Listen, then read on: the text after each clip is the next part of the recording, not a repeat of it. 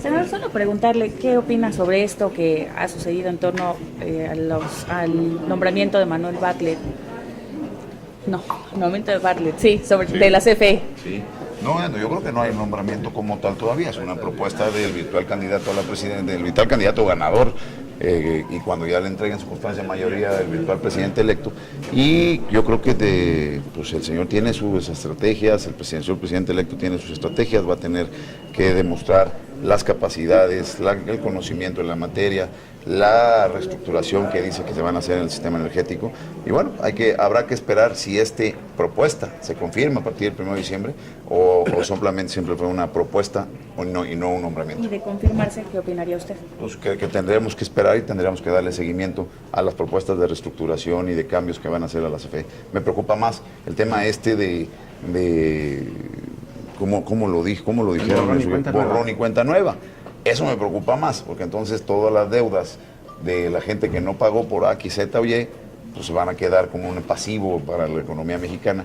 Y entonces todos los que sí todos los que sí cumplimos con nuestro pago de la luz, porque así la consumimos, entonces no tenemos ningún beneficio. Eso me preocupa más que el nombramiento. Creo que como de personas estamos llenos en el país, pero de acciones es lo que me preocupa. Las acciones son las que hay que evaluar y estar muy pendiente de lo que se hace. Sobre el recorte aquí en el Senado de 100, de 300 mandos y bueno, esto que anunció ayer Martí Batres.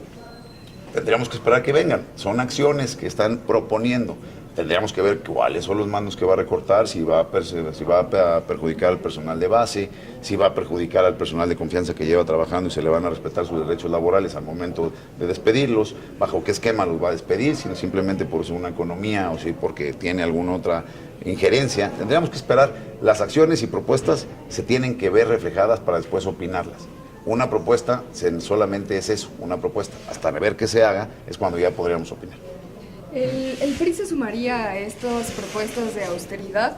Hace unos momentos decía Diva Gastelum que ella considera que debe evaluarse.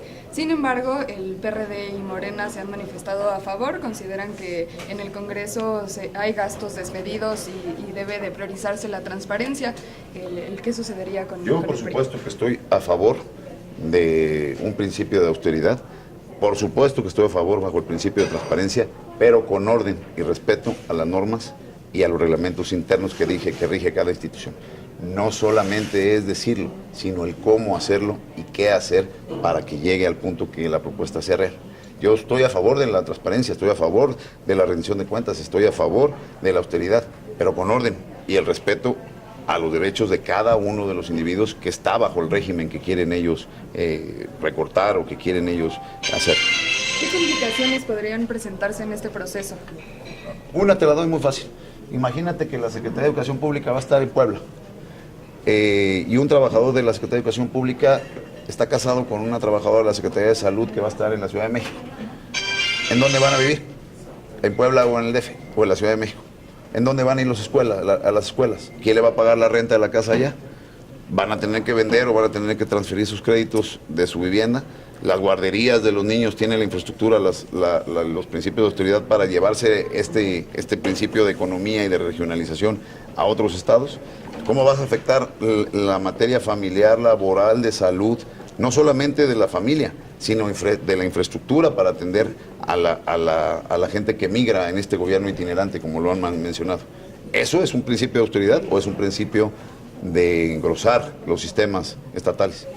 Ese es un tema que se tiene que analizar y no solamente decir, la propuesta es buena, tenemos que ver los cómo y los qué para que se consolide. La reducción a partidos políticos.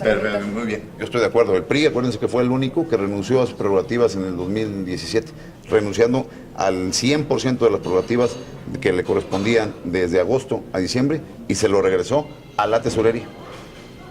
Y que los senadores y también algunos de los trabajadores de aquí del Senado pues se queden lo que han llamado sin privilegios, como el seguro de gastos médicos mayores, en fin, algunos gastos sobre esto. Yo estoy a favor de la transparencia, de la austeridad, pero con respeto a los derechos. Se tiene que ver cómo no violentar los derechos laborables de los trabajadores. Gracias, señor. Gracias. Gracias, compañeros. Gracias.